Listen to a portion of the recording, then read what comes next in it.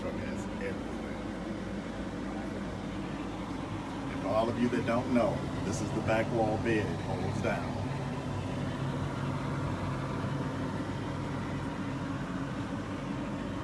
Guys, you just saw one of the biggest and prettiest rigs in Shipshewana right now that pulled out the doors, and this is the beautiful couple that is actually the owners of this truck, Chris and Ruth Smith. How are you doing today? Very well, thank you. Fantastic.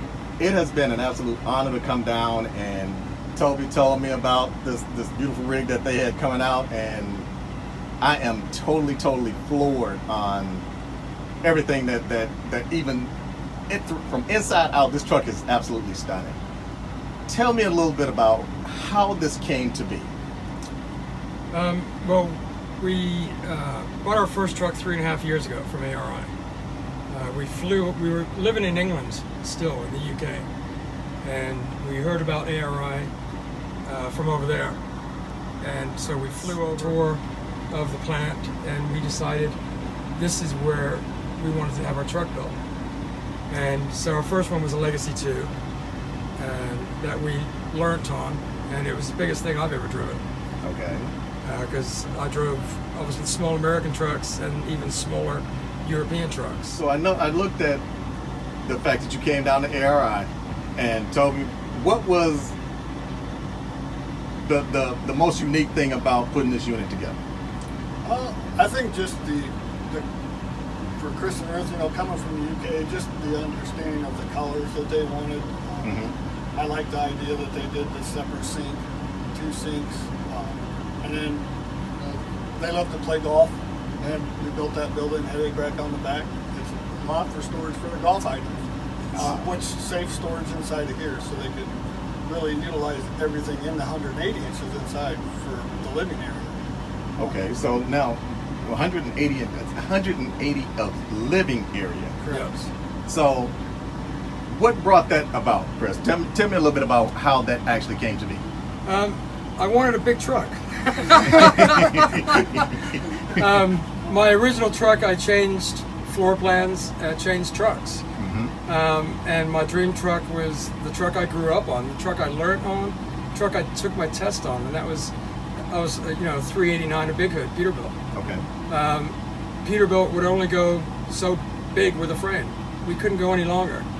So it did save me getting ridiculously long.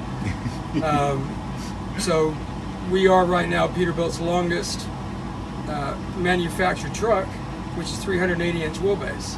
380. 380. They will not go any longer than that. So with this 380, so what kind of powertrain do you have in it? I've got a 605 Cummins, 605 Cummins, the X15. Okay. With 2050 torque, and we've got an 18-speed manual Eaton gearbox. And I know a lot of the guys are going with the automatic transmissions. And that's one of the beautiful things about this one. You have a manual trans. Is that your preference as far over the automatic? Yes, but the last gearbox was an automatic, and we decided to go back to a manual on this one. Okay. It's a little bit more of a learning curve for my wife because she hasn't driven a manual for A number of years. A number of years. A number of years, let's just say. I love the accent. And guys, if you haven't noticed, they are from London. So Chris' accent is not as pronounced as Ruth, but Ruth, we got to get you on here saying something. Yes, you do. Yes, you do. I suppose. So Ruth, how long have you been driving? Oh gosh, I started driving in 98. In 98? 98. And we came over from England in early 98. I went to truck driving school in California, which was where we lived at the time. And went out on the road with Chris. He became my trainer. Okay. and we're still married. And we're still married. And yeah, so that's when I started, and straight into a Peak with a 13-speed manual. So I kind of, got into it on the right side. Now I grew up driving a stick shift car, anyhow, so it wasn't. It wasn't the anything biggest new. leap, Okay. But it was certainly different. So, going back to the manual, I don't have any great worries about it. I think he's more worried than I am. Now, Chris, I'm gonna put you on the spot a little bit. Yes, I know there's a story behind this truck, so I want you to tell me just a tad bit about the truck itself. Okay. How did it come to be? Everything on this truck has something to do with my family and growing up. So I get a little bit choked up. The truck is named Beverly. This is Beverly 2. She's named after my sister, who passed away in 2002.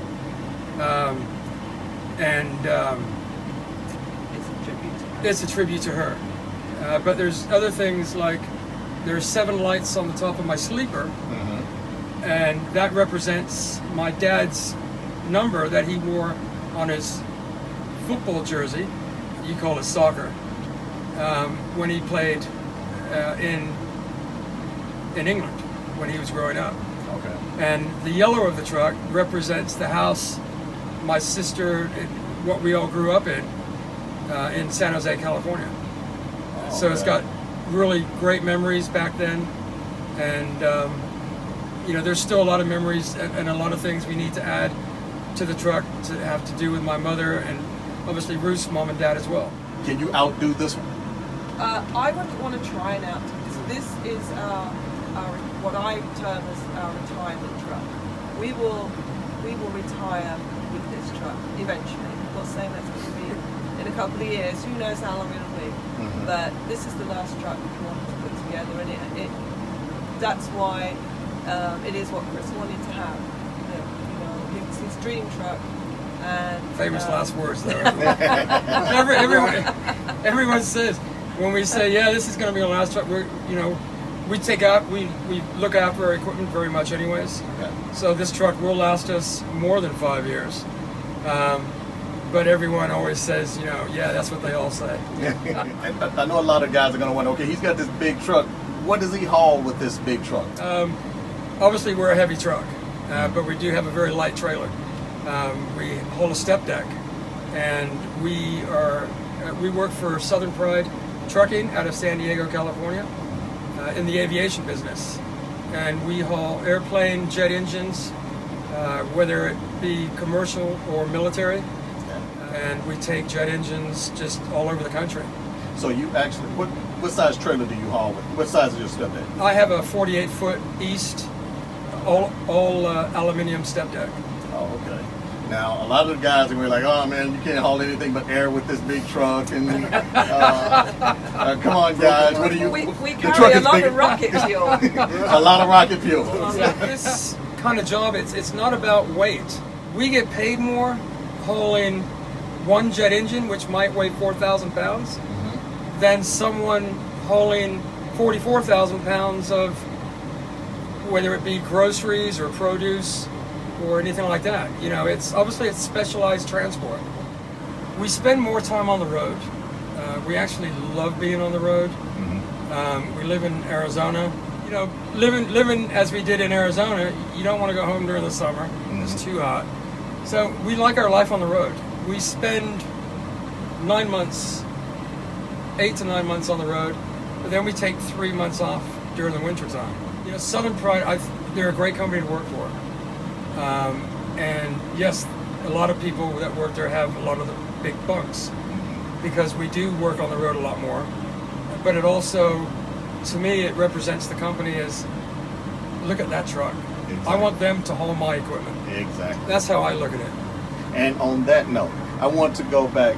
Toby, now I know a lot of the guys will say, okay, Quinn, yeah, you showed us this big fancy sleeper, but where do you sleep? Would you please explain that for the general public? Actually, right here, there's a little lever on the beds for these dinettes.